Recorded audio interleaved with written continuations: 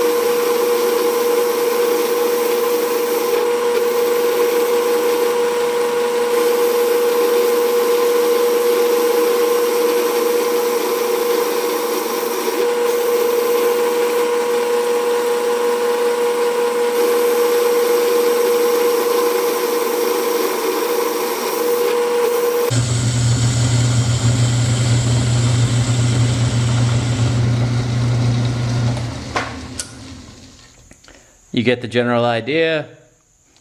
I'll be back once I've got this taper back to this line. I'm going to be leaving a straight line nub up here for my live center back here to actually sleeve into and keep everything from wobbling about. So, okay, so I've got this taper turned. Obviously I've left a fair sized nubbin down here to be trimmed so we can actually file the point in place rather than me having to hope and pray that my 4-jaw chuck would be able to hold this lunk of steel in place. I mean, let's be honest, my lathe will give it a good go, but it's not that good. She ain't a heavy one. So I am going to now get some of the chips and swarf out of the way, and I will be going through and putting a different tool in and cutting the curve in this part right here. Then we will be calling this chunk done. Okay, so I've got almost everything on this done. I went through with some 220 grit sandcloth and got everything in here cleaned up and nice and pretty, so it all looks decent at this point. So what I'm going to do now is I'm going to come in and I'm going to carry on the angle of the point a good bit further until this piece is ready to come off here. I'm not going to be taking a whole hell of a lot more off this because I really don't want this chunk of steel crashing in my lathe, because I only want to do this piece once. So I'm going to move the camera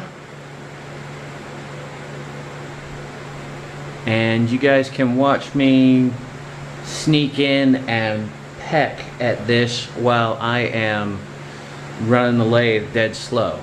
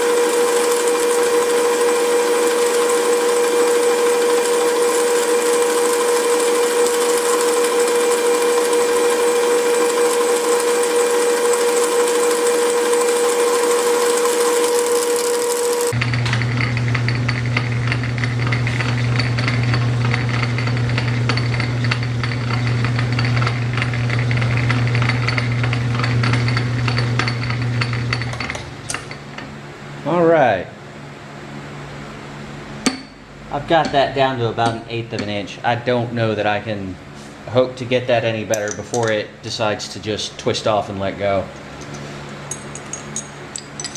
So I am going to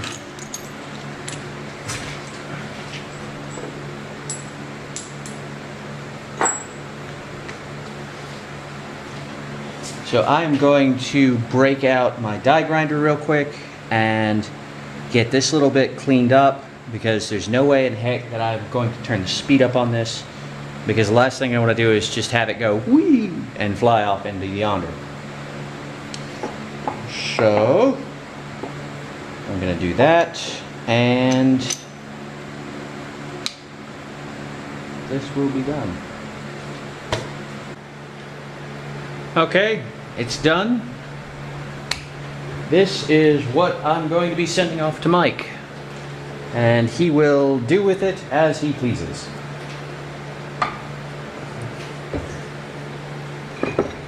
The thing still weighs an impressive amount, so we'll see. I'm going to leave the little nubbin up at the tip here on. I've got a small chunk of it you can see down there, and that is for a couple reasons. Mostly so it's got a slightly bigger surface area to push against when I ship it to him, and there's less chance of it going through whatever packaging I put together.